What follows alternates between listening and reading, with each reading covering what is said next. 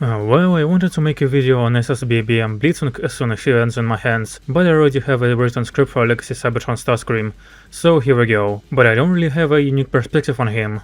And he looks great too, very dynamic. I love this head sculpt. Yeah, the paint on the forearms is easily scratchable, though honestly it doesn't bother me that much, as the grey plastic makes it look like battle scarring. I'm still gonna deduct a paint though, not much in terms of kibble, as these wings are part of the design, but if you really hate them, you can always take them off, and thanks to them being so easily removable, I made some adapters to make the toy even more awesome. I don't get why you're meant to collapse his ankle joints, as if them extended makes him taller and makes his heels protrude back further, making him more stable. I find it pathetic how even having Cybertron as short as possible and Game Edition as tall as possible still leaves him shorter than Cybertron. For articulation I get pretty much everything Siege Seeker mod has, which is a bull-jointed head, forward butterfly joints, full shoulder rotation. Auto joint might seem to go only 45, but you can hitch the shoulder armor out to point the arm fully out.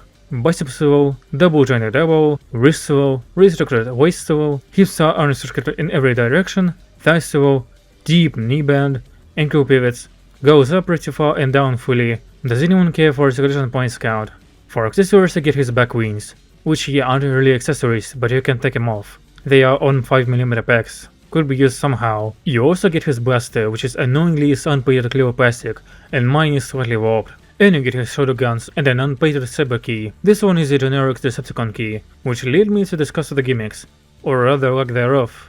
Kind of. Well, yes, considering the key does literally nothing, you can still flip out the blades and pretend like the key activated them. The cyber key can also be slotted into the back of the blaster for safekeeping, and the blaster itself can be stored on Starscream's back. I'm unsure why these winglets are possible, but they are, so whatever I guess. Also, the TT cannons can't get wrecked, but I don't think there's enough space for any joints. The transmission is not anything to write home about, well, except unplugging the back. The connection is stupidly tight. I also recommend taking the nowheres off, just so they don't get in the way. And the gen mode is quite decent, but it looks like it blows up in the front, and I have everything transformed correctly, so I suppose it's supposed to be like that. The nose cone on mine doesn't want to sit up together, but that might just be my copy. You can store the blaster 2 different methods, and only one of them looks good. If you take everything off, it looks really stupid. And that's all I can say about it. It's serviceable at least. Buildable time. In looks category, accuracy is an 8, urban mode is a 9, alt mode is a 6, glow factor is a 10, kibble is a 9.